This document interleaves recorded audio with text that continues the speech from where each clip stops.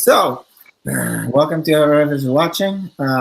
This is our first roundtable. The idea of a roundtable is to discuss issues, contentious issues at times, in a way that creates synergy and actual listening to each other. The goal of this isn't a debate where you try to win the conversation on points, but the goal of this is to actually understand each other's points of view and try to look for a solution somewhere in the middle of the round table, in the synergy of all sides' concerns and values. Mm-hmm. So that the number one threat to the U.S. and in the world in general isn't so much the issues, but how we handle them. Because Right. if we erase each other's opinion, if we don't converse with each other, if we don't talk to each other, that creates growing chasm and extremism. People oppose each other, and that eventually leads historically to violence. And that is something we feel is a negative thing, and we would like to try to do what we can against it. So the roundtable has special rules which it's conducted according to.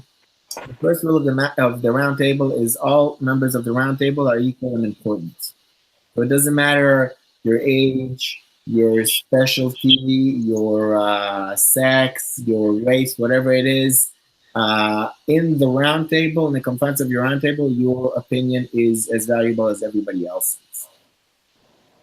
The second rule of the roundtable is that one person speaks at a time.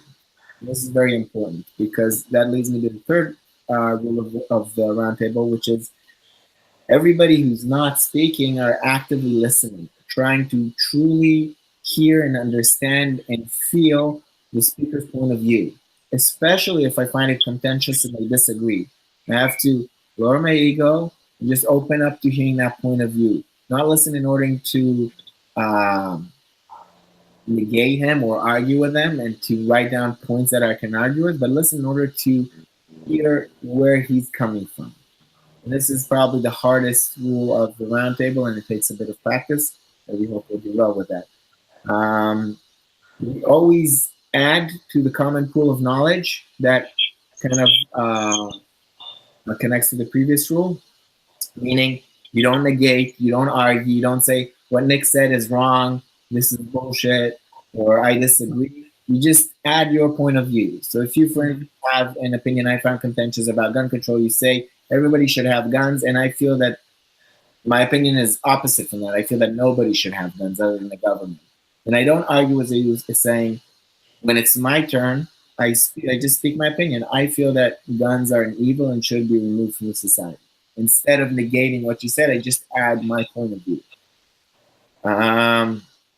And the last and most important point is that I feel that all solutions can be found in the middle of the roundtable, in the synergy that's created between people that actually want to feel each other and connect and hear each other.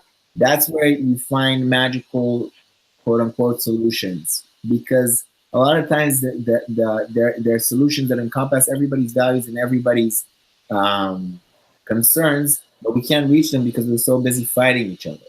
But when we're actually listening and connecting and trying to understand each other, that's where magic can occur and we can actually find solutions. So try to not think of solutions in your head so much as just to speak into that middle point of the round table. Additional points, make sure to speak about the question that we're discussing. Don't go off on a tangent. Be respectful of other people's bandwidth. Speak up to a minute or two. Don't go over that. And and that's about it. I'm going to raise a question every round, and we'll take it from there. Sounds good, man. All right, so let's go. So today we're going to discuss gun control. It's been a very contentious issue in the media these days, in the media and on social media and probably in homes around the U.S. There was just another case of mass shooting, and there was a lot of coverage about it in the media.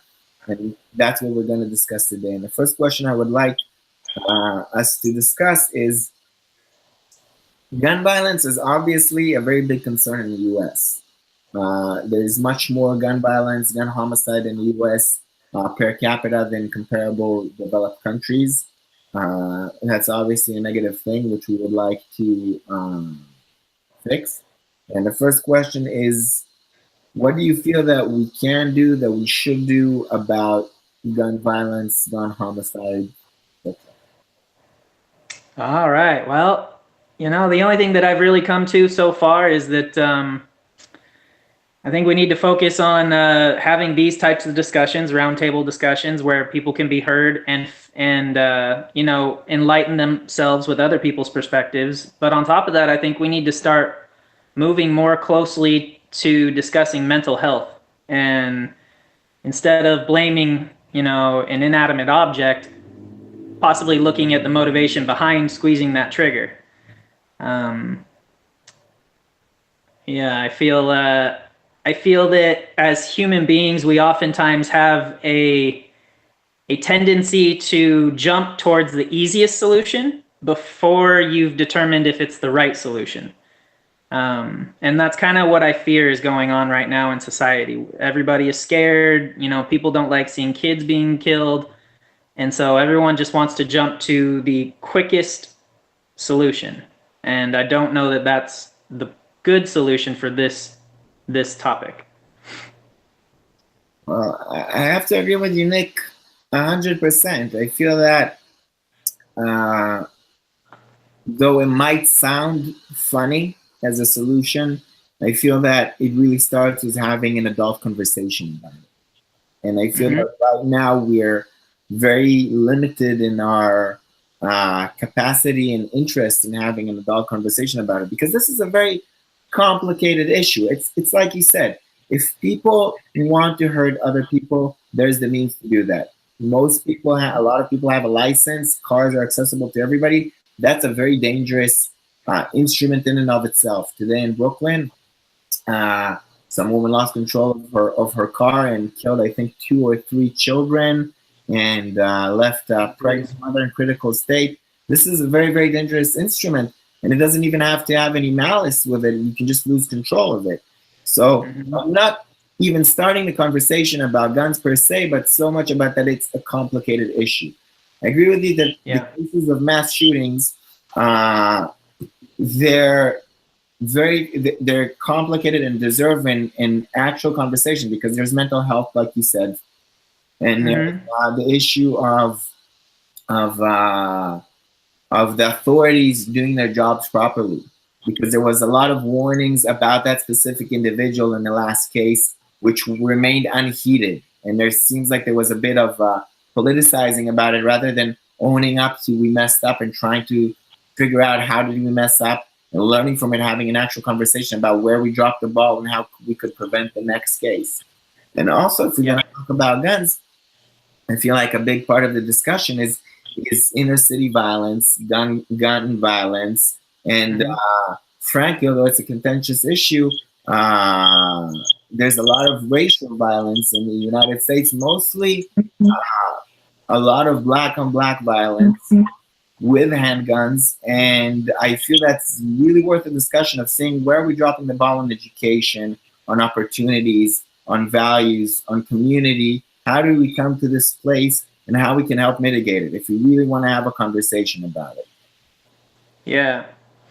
So if I can play devil's advocate a little bit, I've had this conversation with a bunch of my family members to a great depth, and and most of my family members are from the liberal side, and the thing that they push most is that there's a real fear that if we choose to go this path where we sit down and have a conversation, that nothing will get done. And many of the people on that side of the aisle feel that this isn't the first time it's happened. I mean, you have Sandy Hook, you have, Columbine, all the shootings all over the place. And we have yet to, as a country, come to any kind of consensus on mental health. So what is going to make this situation any different? It seems like a tactic from the right side to keep guns and just ignore the fact that kids are dying. And I don't necessarily subscribe to that idea, but I don't really have an answer for that idea either, because, talking about these things that you brought up, which I also agree are very important things that need to be discussed, how do we start that conversation about those things? How do we get politicians to actually start actively discussing, wage gap and like fathers not being in homes and all that other stuff you said. So I think that's a very fair concern. I feel that I would mark it as maybe the blight of modern life, that people have a lot to say, but they don't feel heard. We learn to talk, but we don't learn to listen. And that's a very important part of the equation. And I feel like in Seven Habits of Highly Effective People, he talks about when you feel not listened to, you feel like you can't breathe. Yeah, like a caged animal almost. And if you feel that somebody's genuinely listening to you, all of a sudden you relax and you can converse and you can calm down. And I think that's very, very important. And I think I look at this crisis, so to speak, as a symptom of a deeper problem.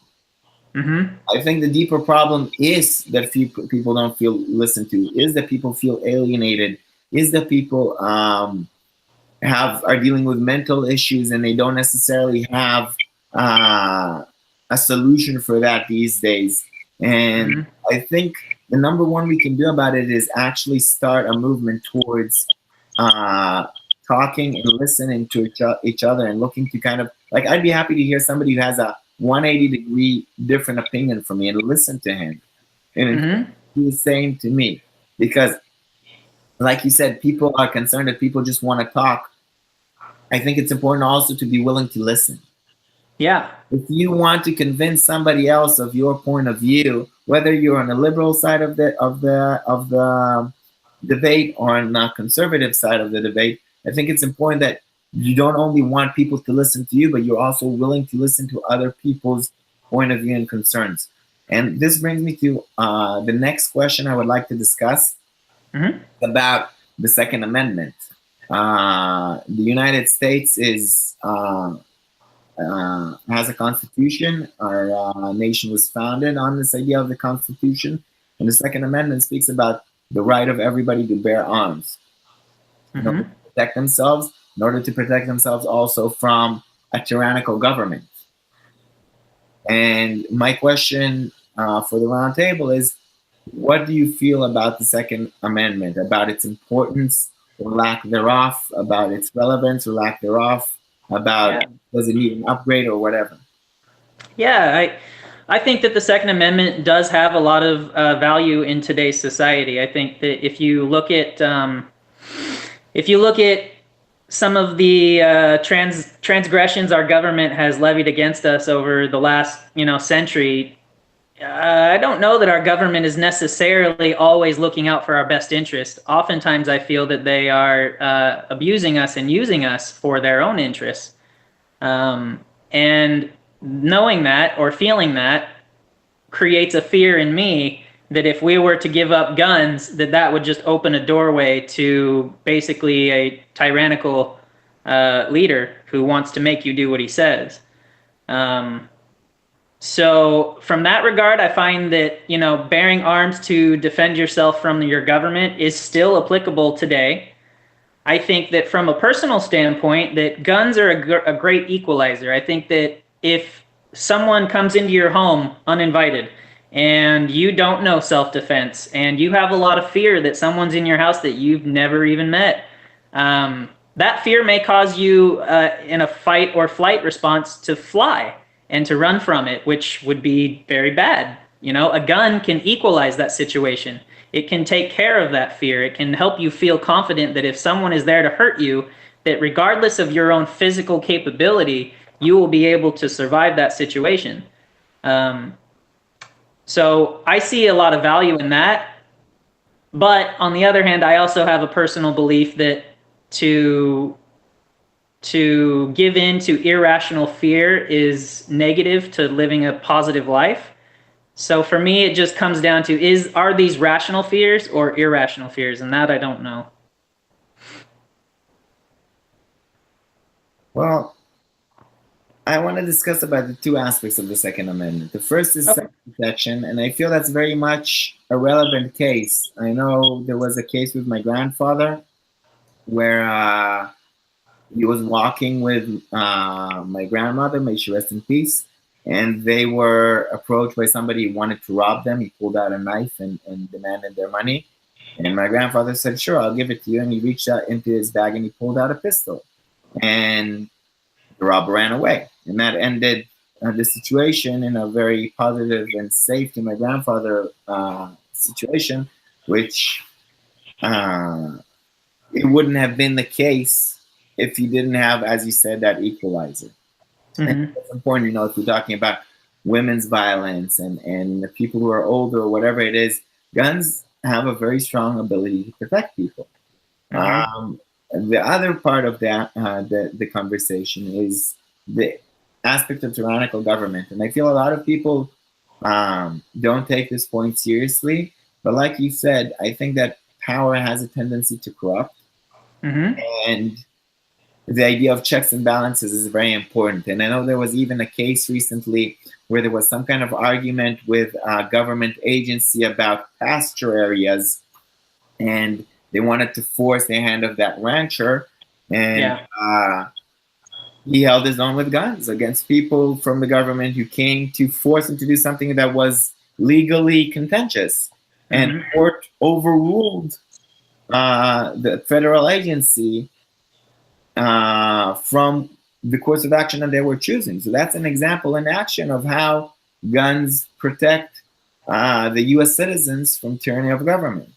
I think the flip side of the conversation is, I'll leave it for the next question. This will lead me to the next question. Well, I have a rebuttal before we go on to the next question. No rebuttal. You can just add.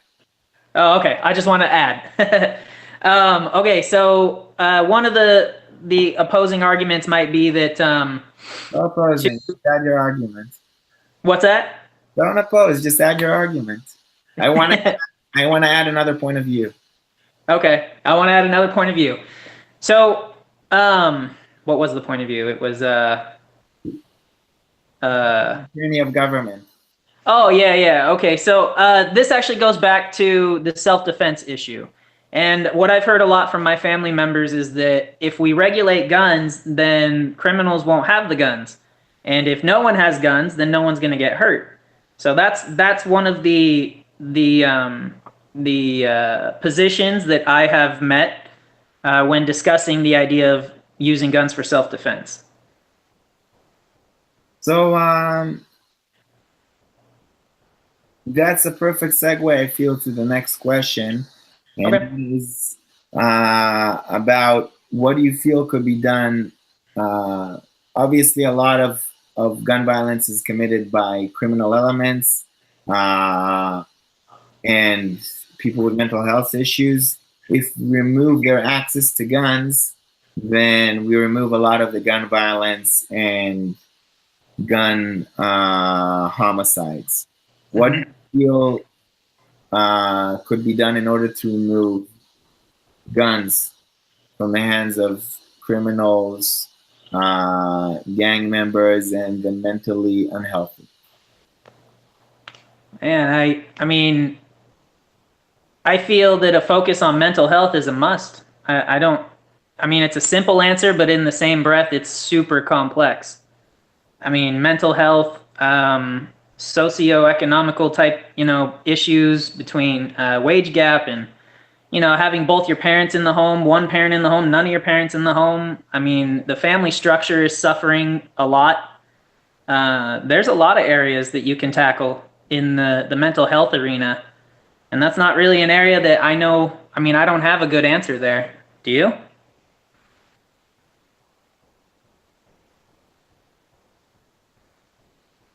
So I agree with you very much that these are really core issues. Mental health, how we treat mental health, accessibility we provide for mentally ill people towards gun, or the lack thereof if we try to prevent it from them. I think the last case that happened with a mass shooting, it's a good example because a lot of people warned the authorities about that person. Mm-hmm.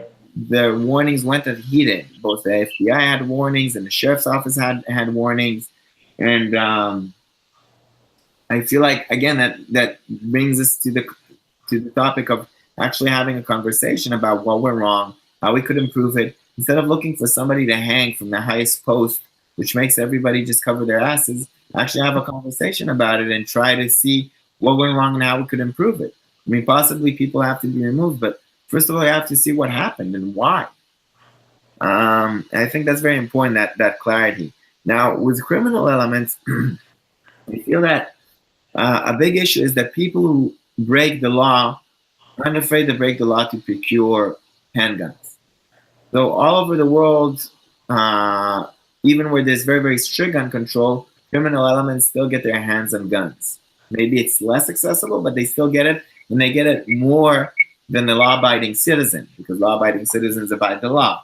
So I feel like a lot of people are concerned about that balance of power between law-abiding citizens without access to guns, if you remove access to guns, and access to guns that criminal elements have because they disregard the law. It might just raise the prices, but it won't make it inaccessible. Like drugs. Drugs have been illegal in the U.S. for many years, and the drugs war has practically failed. Now they're legalizing weed finally because we feel that you just can't fight. Making something illegal doesn't necessarily remove it from the populace. That's an important thing to discuss.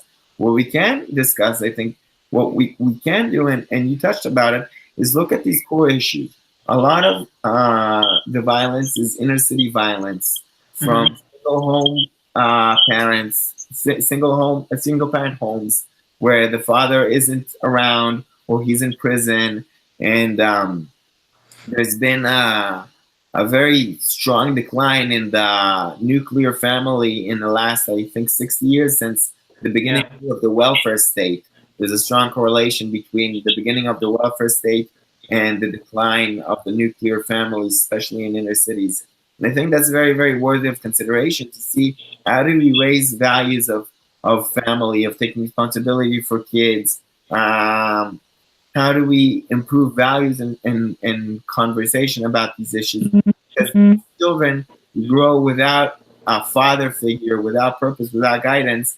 They take a handgun, and it's like you said, it's the equalizer, but now it's a negative equalizer. He feels helpless. He doesn't have a parent. He doesn't have a role model. He doesn't feel he have any energy. He grabbed a gun. Now he's the shit. He can just wave it at people, and he commands fear. He commands respect because there's that fear of death. And I think that's very, very worthy conversation of how we mitigate that and offer people more meaningful values and pursuits in life. Yeah. So I want to ask two questions about what you said. First one is, what do you think the correlation is between the welfare, the introduction of welfare, and the destruction of the family unit? What do you think is that correlation? Like, why? That's a great question. I highly recommend Thomas Sowell's book about it. He's an economist. He grew up in Harlem. He's a Black American, and he has a very, very rich perspective on this issue. Basically, what he claims, he has a book called Black Rednecks, White. I forget the name of the book. I'll post it in the comments. I forgot the name of the book. I'll look for it. But basically, the gist of it is that the welfare state rewards you to break up your family. And he looks at statistics of specifically the Black community in the years post the emancipation, for the 100 years since slavery was abolished. And he looks at the Black family and it's their social level rises in the 100 years that preceded the welfare state, both in education and financial situation. The family was very important to those individuals. freed slaves went to very great pains to find family members, wives, children that they were separated from. There was definitely that value there, and there were a lot of schools started, and a lot of people started succeeding, etc. When the welfare state started, basically what happened is, if you don't have a father in the house, we'll pay you, we'll provide you with a house, we'll give you all of these good things. That's rewarding people for being without a family, for having a broken home, and people are naturally react to reward and punishment. So if I lose all these benefits, if there's another individual in the house, and if I get them, if he's not around, then that's a very strong incentive to have a single parent home. It would even be impossible otherwise, because how could you, just the difficulty of that situation of raising kids without a father would make it inaccessible. Whereas now it's very, very common to be like that. A lot of people approach it, yeah, I don't want a man in the house, because they're effectively married to the state. And I think that's a very, very concerning state of events. Okay, I like that answer. Okay, my other question, you had briefly touched on the idea that the authorities were told numerous times about the shooter and failed to take action. Do you think that that incident and future incidents could be prevented just by having a more in-depth and robust, I guess, reporting system? Maybe just add to the previous question before, so it's not just an interview, so you add your own perspective about it. Well, I don't know is the thing. Like, I don't really, I think it might, but I don't know. Like, this is literally the first time I've ever even contemplated that idea. So I don't know. I think it could, but I don't want to sound naive. So I don't know. Yeah. What was the other question you raised? Just do you think it would be successful at preventing future mass shootings if our reporting system was just made more effective? We put more focus on how we report threats. I'm not sure there was an issue so much here with the reporting. I think there was an issue with listening to the reporting. Well, I guess then maybe find some people that'll listen. I don't know. Let me finish. Let me finish the idea. Right. Because a lot of people tried to report and reached out to the authorities and were met with a lack of action, effectively. So it's not that people weren't aware. It's not that people didn't report. It's that the people who were supposed to take action about it didn't take action. They didn't listen to the reporting. And I think, again, I don't want to sound cliche and beat the horn, but it ties in to our conversation about listening to each other and having a culture of listening and a culture of being open, not just thinking I know what I'm doing and I'm responsible and just go your own way, whether you're a sheriff or an FBI agent or whatever, being open to the populace that you're serving when they provide feedback and information. And I think a second important thing is to be very open in the discussion post-event of it, because I feel that it's very clear that the authorities dropped the ball here. And I don't hear any discussion about that aspect of it. And I would like to hear a discussion about that, not because I want to see heads roll or whatever it is, but because I want to prevent the next case. You know, is it a case of over politicizing? People aren't busy doing their job; they're busy trying, to cover their asses or gain political favor or whatever. Is it just a case of miscommunication? Is it a case of bad instructions? It definitely feels to me like nobody's taking responsibility on that aspect of what happened. Those people got the information, but they didn't act on it. And I think it's very important to have an adult, mature conversation about it to see what happens so we can prevent it in the future. Okay. So I have an idea. What if the reporting isn't the issue, but more the people receiving the reports? To date, as a as a country, we don't have a specific government body that handles these types of threats solely. Like that is their one objective. And giving it over to the FBI or local law enforcement, they've already got a job title. They already have job responsibilities. And yes, protecting American citizens is definitely high on that list. But I'm sure these people are busy, and I'm sure they didn't just receive these threats and go, "Oh yeah, we don't care about human life, so let's just ignore it." More likely, it was probably that they're just too busy to really chase down every single tip that comes in. And so maybe an idea that we could use moving forward is to create a government body that does oversee these tips, and that is their only job.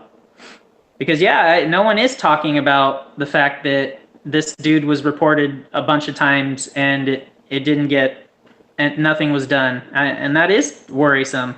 Everybody wants to talk right now about how the fastest way to save lives is to regulate and ban guns. Well, this would be an equally, I think this would be an equally effective measure. Yeah, I feel it's very important to address that issue of where the ball was dropped. And again, I feel that the most important thing is to actually discuss it, to reach solutions. I feel that the important thing is, first of all, to strengthen and improve the existing structures and organizations. Because when you keep on adding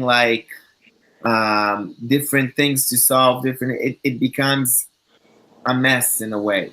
Mm-hmm. There are people who are responsible for it, and for some reason the ball was dropped. So maybe they're overwhelmed. What are they doing that they're overwhelmed? There's the Pareto law of 80-20, 20% of what you're doing is 80% of the effect. Maybe they're busy doing the wrong things. Maybe there's an overwhelm of paperwork. And I feel also that something is important that's kind of, I feel, died out today is I strongly believe in the idea of a beat cop that has strong ties to the community, that actually walks the beat and meets people and talks to people and goes around the schools and goes around the businesses and is seen and knows the people. I think that's super, super important, because when you have that connection exists there, then somebody knows him and there's already that trust to tell him, hey, this guy from the school, so-and-so, I'm worried about that. And they already have the connection. He's much closer to where it's happening. I feel there's kind of a escape towards the car and high-tech, maybe, running stuff. And, I think it's important to have an actual connection to the community you're protecting. I think that just that being seen and being part of the community makes, broken window theory. It makes it much less likely that things will escalate towards that place. Yeah, I agree with that wholeheartedly. I don't really have much to say on that. I do agree with you that having more and more government bodies is convoluting and chaotic. And politically, I definitely try to stay away from that avenue. But I'm trying to think in my head how we would go about using an already existing agency and to find a way to hold them accountable for that. I don't know. I feel like, again, this returns to our question of conversation. If we're not going to talk about it, there's no way to. The first part in any solution is always to be aware of the sickness of the problem. If you're unaware of the problem, if you're hiding it, if you're unaware that you have cancer, or if you won't talk about it, then you can't treat it.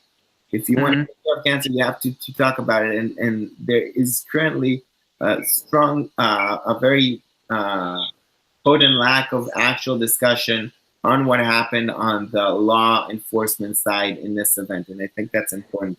I want to bring us to what is maybe the last question, or one before last. I feel that a point that's kept on being brought up on gun control is, in effect, what level of lethality of weapons is acceptable for civilians. I think that's really a big part of the gun debate. I don't hear a lot of discussion about handguns. There is a lot of discussion about rifles, specifically semi-automatic rifles, which, as far as I know, are the bigger part of the rifles on the market.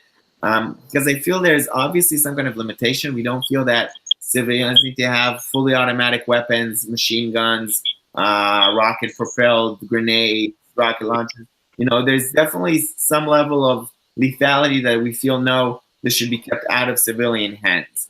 So my question is, what do you feel is the correct limit to civilian weapon ownership?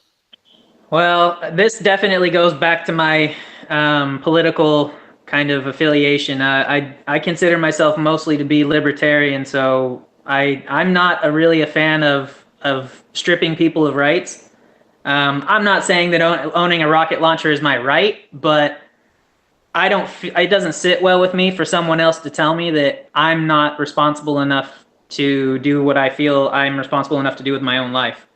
So in that regard, I don't really know. I mean, some people may only be responsible enough to handle, Q-tips and cotton pillows. Some people may be fine handling machine guns and rocket launchers. Somebody who wouldn't hurt a fly, I wouldn't have a problem giving a rocket launcher to. What are they going to do? If they're not going to hurt anybody without it, what are they going to do with it?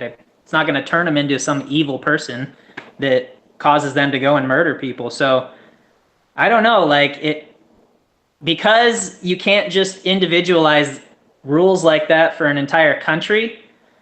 You almost have to go to the lowest common denominator, which is what is the lowest, safest, rational place to go.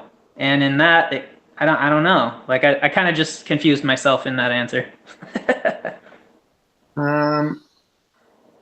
I feel like there's definitely a value to limiting the lethality available to the general populace, because again, it's like you said, it's a question of maturity.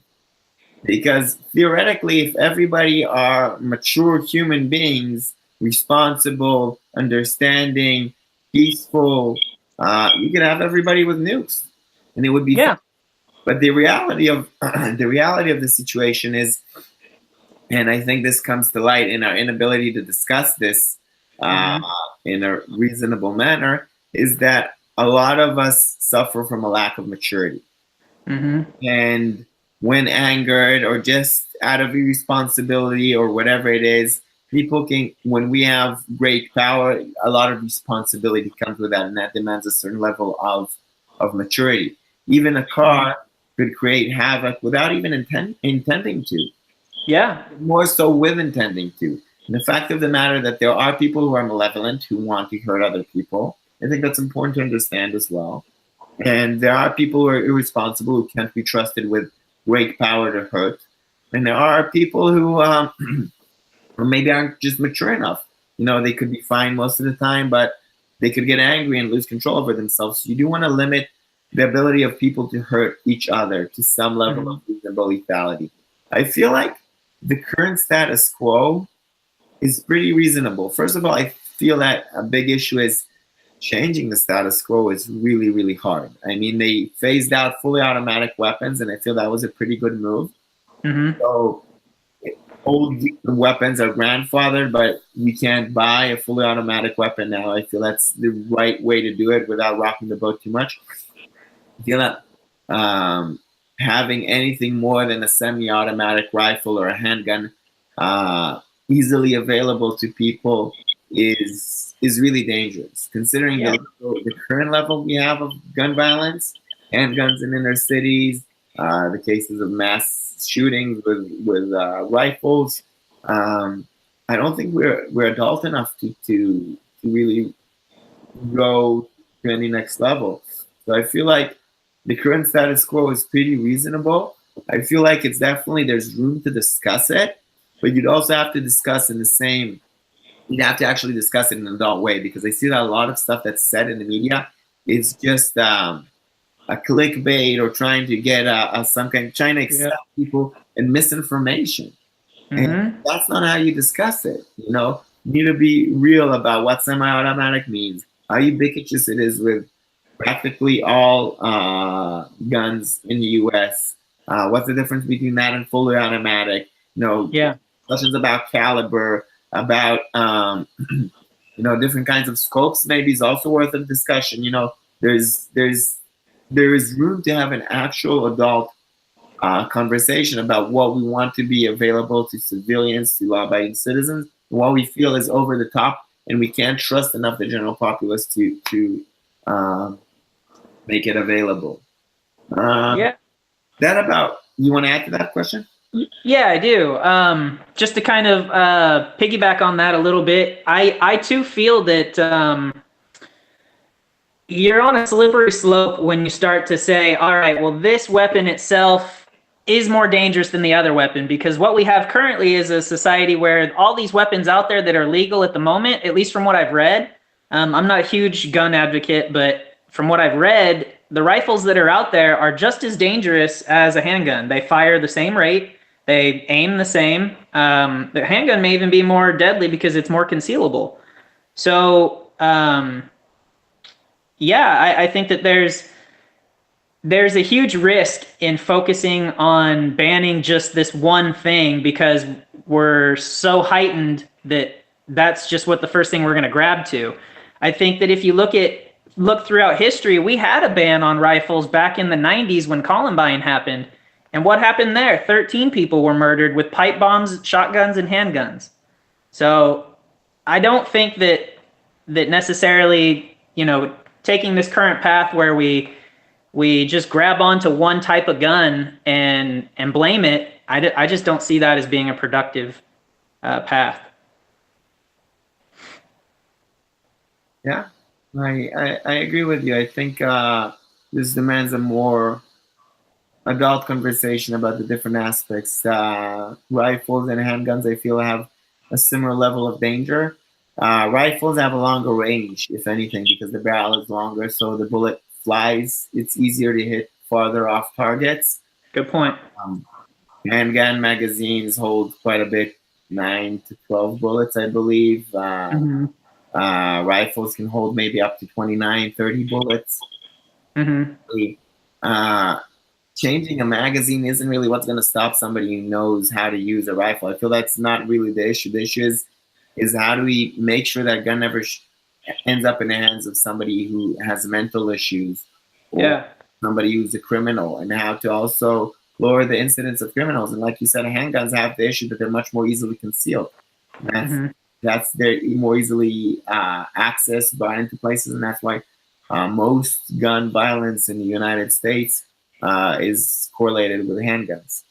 I think this is a very good conversation. I think it's the start of something good. I posted online. I'll see if it generates any conversation. I'd love it if people who find what we talked about contentious on either side of the argument, if you're very, very liberal or if you're very, very conservative and you feel that what we talked was bullshit, or you really want to have a point of view, we'd love. And if you're willing to actually invest the time to come and have a conversation with us, and you're willing to submit yourself to the rules of the Roundtable so we can actually have an adult conversation, we'd love to have you. Just reach out to either me or Nick. And that's about it. You have any parting words, Nick? No, that was actually really good. I appreciate it, man. Sure, man. My pleasure.